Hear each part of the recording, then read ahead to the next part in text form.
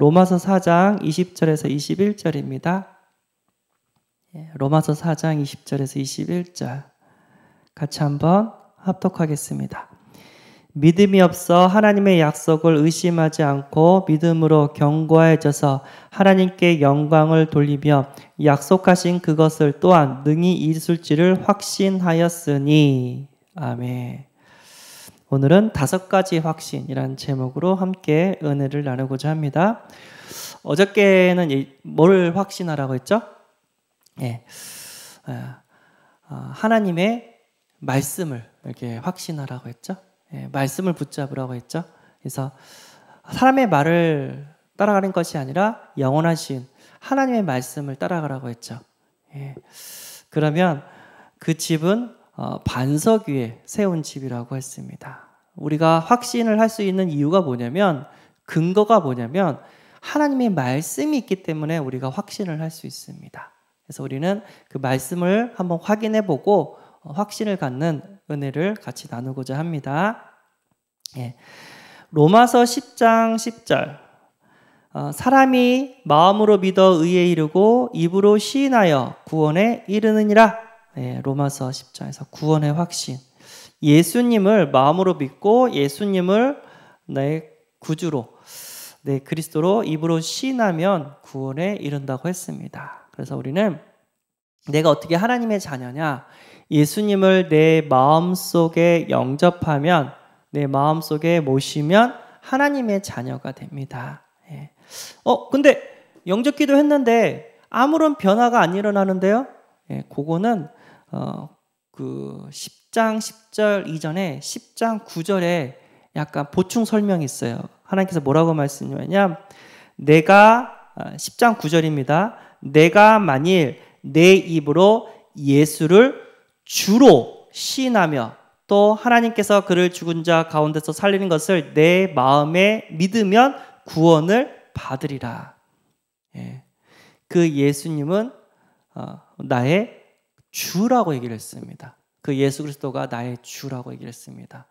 예수님이 하신 일은 십자가에서 죽으시고 부활하셨습니다. 그분이 나의 주가 됐을 때, 주인이 되었을 때 이제 하나님의 자녀라고 합니다. 영접 기도는요, 예수가 그리스도인 사실을 믿고 예수가 나의 구원자라고, 그리고 나의 주인이라고 고백하고 모셔드리는 거예요. 그러면 어떻게 되죠? 그 주인의 말에 순종하고 주인의 말씀을 따라가는 거잖아요. 그때 성령이 역사합니다. 그래서 나 중심이 아니라 하나님 말씀 중심, 육을 위해서 사는 것이 아니라 하나님을 위하여 영을 위해서 사는 거고, 세상 성공을 중심으로 살아가는 게 아니라 하나님의 언약, 세계복음화 중심으로 말씀에 순종하고 살아간다면 그분은 반드시 하늘과 땅의 모든 복을 받을 것이고, 반드시 생명 살리는 역사, 하나님이 살아계시는 많은 증거들이 임하게 될 줄 믿습니다. 자, 내가 예수 믿고 질병이 치유됐다, 내가 예수 믿고 막 눈물이 막 많이 흘렸다, 요거는 기준이 아니에요. 그 사람의 그냥 주관적인 그런 체험입니다. 그렇지만 내가 예수 믿고 질병 치유 안 돼도 내가 예수를 나의 구원자로 주인으로 영접했을 때 눈물이 나지 않아도 예수님을 나의 구원자로 주인으로, 짧게 얘기하면 구주로 영접했을 때 하나님 자녀가 됩니다. 구원을 받았습니다. 네가 구원받은 거 맞아? 하면은 맞아. 왜? 예수님이 내 마음속에 나의 구주로 계시기 때문에, 난 예수님을 영접했기 때문에 하나님 자녀가 맞아. 난 그 예수님을 따라갈 거야. 순종할 거야. 그럼 됩니다. 잠언 3장 5절에서 6절 너는 마음을 다하여 여호와를 신뢰하고 내 명철을 의지하지 말라. 너는 범사의 그를 인정하라. 그리하면 내 길을 지도하시리라. 아멘. 인도하신다고 합니다. 인도의 확신. 마음을 다하여 여호와를 신뢰하고 명철, 내 머리를 의지하지 말고 하나님을 의지하라고 하죠. 내 길을 지도하신다고 합니다. 범사에. 그래서 목사님이 안 좋은 것도 하나님의 인도라고, 세계복음 언약 딱 붙잡았는데 환난과 핍박이 막 와요. 그것도 하나님의 축복입니다. 왜죠? 하나님의 인도이기 때문에. 왜죠? 그걸 통해서 우리를 오직 예수하게 만들어요. 그걸 통해서 진짜 예수는 그리스도 맞구나. 이 환난과 핍박 속에서도 우리는 실패하지 않구나. 이게 체험이 되어지는 거예요. 그러니까 이 복음의 예수는 또 모든 문제 해결자가 맞다는 것을 하나님께서는요 확인, 발견, 체험을 시켜줘요. 그러니까 어쩔 수 없이 문제 가운데 우리를 밀어 넣어요. 그래서 그 문제를 겪고 나니까 진짜 예수 그리스도 맞네? 이게 딱 하는 거예요. 독수리인가요? 어린 새끼가 어느 정도 컸다 싶으면은 데리고 가가지고 낭떠러지 같은 데다가 떨어뜨려 버린대요. 그럼 이 녀석이 새끼가 살기 위해서 깃털을 파닥파닥 버리는데요. 그럼 자기가 난대요. 그러니까 떨어뜨리지 않으면 자기가 날 수 있다는 사실을 몰라요. 그러니까 가르쳐 주는 거예요. 문제를 통해서 이렇게 어려움을 통해서 몰아가가지고 진짜 예수 그리스도 맞구나 이런 것들을 확인, 발견, 체험시켜 주는 거예요. 그러니까 범사에 하나님의 인도인 줄 믿습니다. 우리는 순교에도 감사해요. 어차피 한 번은 다 죽어요. 치매에 걸려서 죽든지 교통사고 나서 죽든지 암에 걸려서 죽든지 요즘 암에 걸려서 죽으신 분들이 많거든요. 제 동기도 췌장암 걸려서 이렇게 죽으신 분도 계시고 그러거든요. 많아요. 우리 인간은 한 번 죽는 것은 이미 정해져 있어요. 근데 어떻게 죽는 게 가장 영화롭고 가장 복된 죽음일까요? 많은 생각을 해요. 그냥 무병장수하다가 편하게 예배드리고 집에 누워있을 때 이제 천국 가는 죽음이 좋긴 한데 마지막까지 예수 그리스도 복음 전하다가 죽는 죽음도 나쁘진 않은 것 같아요. 오히려 하나님이 기뻐하시고 하나님이 영광이 되고 오히려 그 죽음을 통해서 진짜 생명건 제자들이 일어나게 된다면 헛된 죽음은 아닌 것 같아요. 근데 그 순교자의 그 죽음은 많은 믿음의 영향을 주고 또 생명건 제자들을 세우는 죽음이 되는 줄 믿습니다. 스데반이 돌 맞아 죽었잖아요. 예수님 전하다가. 근데 그게 헛된 죽음이었을까요? 아니죠. 그 스데반의 죽음을 보고 그 신앙을 배운 사람이 있어요. 누구죠? 바울이잖아요. 바울이 예수 만나기 전에 스데반이 돌로 맞아 죽는 것은 당연하다고 생각했어요. 예수를 만난 다음에 진짜 스데반의 말한 그 말이 맞구나 하면서 스데반의 신앙을 따라갑니다. 그래서 바울은 물론 이제 할아버지가 되는 80대인가요? 나이가 많았지만 순교합니다. 네로 황제가 기독교를 박해할 때 참수를 당해요. 바울이 순교를 당합니다. 그런데도 바울은 겸허하게 받아들였고 그 바울의 또 믿음을 본 제자들은 생명건 복음의 제자들이 일어나서 훗날 로마가 완전 복음화로 기독교로 복음화됩니다. 로마를 정복하는 일이 벌어집니다. 우리가 하나님의 은혜로 하나님이 우리와 함께 하신다는 거 그리고 범사에 다 협력할 선을 이룬다는 거 인도받기를 바라고요. 확신하기를 바랍니다. 로마서 8장 38절 그러나 이 모든 일에 우리를 사랑하시는 이로 말미암아 우리가 넉넉히 이기느니라. 우리가 핍박과 환난 속에서 지는 것처럼 보이지만 아니에요. 되어지고 있는 과정인 줄 믿습니다. 시간이 지나고 보면 완전 복음화가 되는 역사가 일어나게 될 줄 믿습니다. 그 당대에는 몰라요. 그 당대가 끝나고 그 제자들이 어떤 제자가 일어나냐 이거 보면 알 수 있습니다. 우리 복음운동은 대대손손 이어질 것이고요. 우리 복음분들은 세계를 정복하는 그런 전도자들이 일어나게 될 줄 믿습니다. 우리는 승리하게 될 줄 믿습니다. 마태복음 16장 17절 내가 천국 열쇠를 내게 주리니 내가 땅에서 무엇이든지 매면 하늘에서도 매일 것이요 내가 땅에서 무엇이든지 풀면 하늘에서도 풀리리라. 땅에서 기도한 대로 하나님께서 이렇게 응답을 해주신다고 합니다. 기도 응답이죠. 우리가 기도할 때마다 하나님은 들으시고 역사해 주신다고 합니다. 그래서 평상시 기도의 축복을 누린 사람은 흔들리지 않게 되는 점이 있습니다. 제가 대학교 다닐 때 기도 수첩이라는 게 없었거든요. 어떤 자매가 그냥 노트에 공책에 자기가 기도 제목을 적었어요. 그리고 하나님께서 어떻게 응답하셨는지 응답 받은 걸 또 적었어요. 그 살아생전 누구죠? 조지 밀러는 5만 번의 기도 응답을 받았다고 했잖아요. 5만 번 기도할 때마다 다 적어가지고 어떻게 응답되는지 다 이렇게 기록을 했다 했잖아요.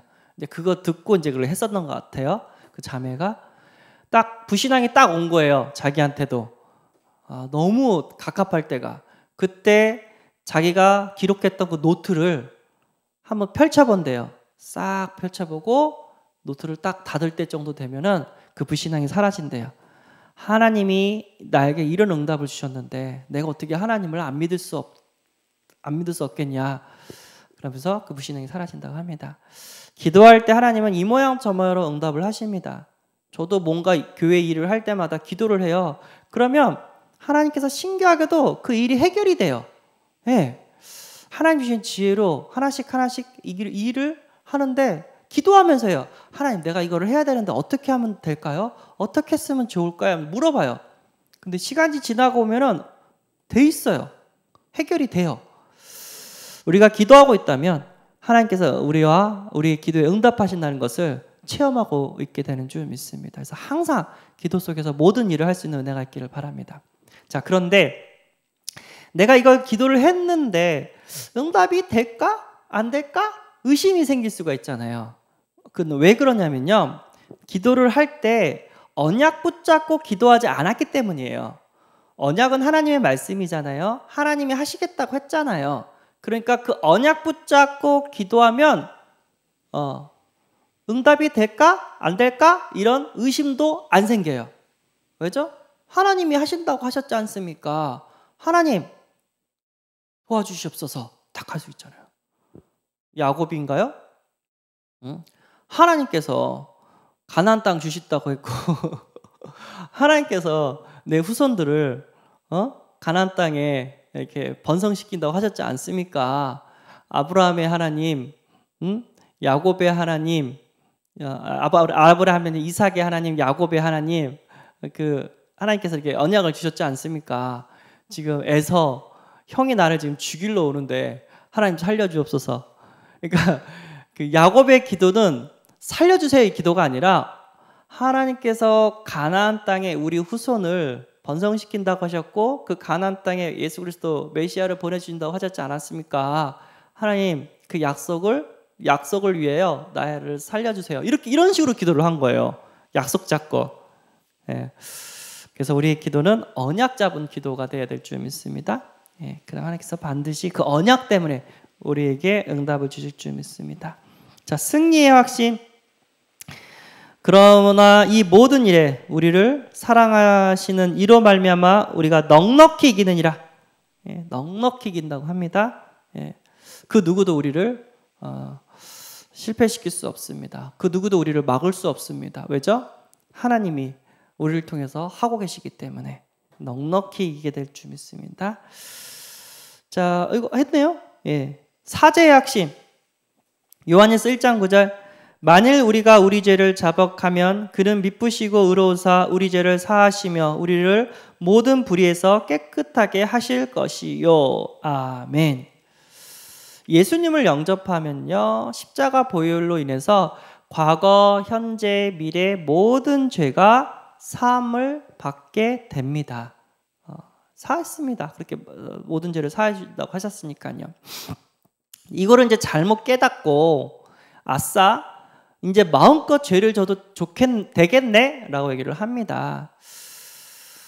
우리가 마음껏 나쁜 짓을 하라고 예수님께서 십자가에서 죽으시고 부활한 게 아니잖아요. 우리를 거룩하게 만드시고 세계복음화 하게 하려고 우리의 죄를 사해 주신 거잖아요. 잘못 깨달은 거죠. 하나님은 우리가 거룩하게 살기를 원하십니다. 죄와 멀어지고 하나님의 말씀 속에서 세계복음화하는 전도자의 인생을 살기를 원하십니다. 예. 이 죄라는 게요, 일단은 하나님이 싫어하시고요, 이 죄를 가지고 사단이 우리를 공격해요. 예. 아픔을 갖다 주고 나도 아프고, 내가 죄를 지으면 그 당사자, 내가 피해자일 경우, 가해자일 경우 그 당사자에게도 고통을 준다니까요.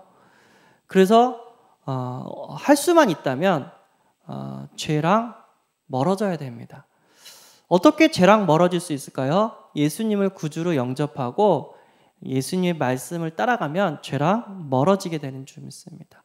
저는 연약하고 힘듭니다. 세상은 악해요. 세상 문화는요, 동거하라, 동성연애 괜찮다, 혼전순결 그거는 꼰대다, 그런 식으로 막 몰아간단 말이에요. 세상 문화가 그렇게 몰아간단 말이에요. 그러니까 우리 랩런트들도 넘어져요. 랩런트 속는단 말이에요. 그렇지만 그 죄도 용서하시고 하나님께서는 우리가 세계복음화는 거룩한 전도자의 삶을 살아가기를 원하십니다. 계속해서 죄악 가운데 있으면 어떻게 되죠? 우리를 사랑하시기 때문에 징계를 하세요. 징계, 하나님은요. 근데 그 징계가 우리를 죽이는 징계가 아니라 정신 차리라고 준 징계예요. 제가 신학교 다닐 때 교수님이 진짜 이거 얘기해 줬어요. 형벌은 없다. 그러나 징계는 있다. 형벌은 뭐죠?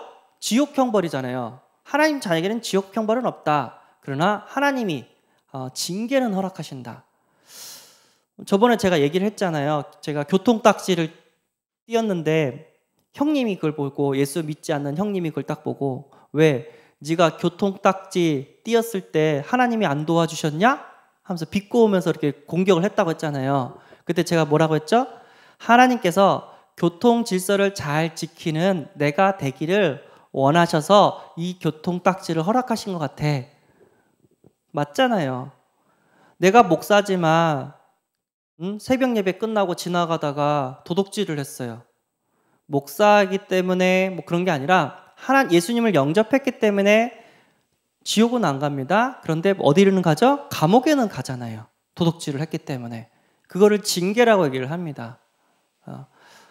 이거는 하나님이 우리를 사랑하셔서 죄와 멀게 하기 위해서 이렇게 하신 겁니다. 이거는 나쁜 게 아니죠.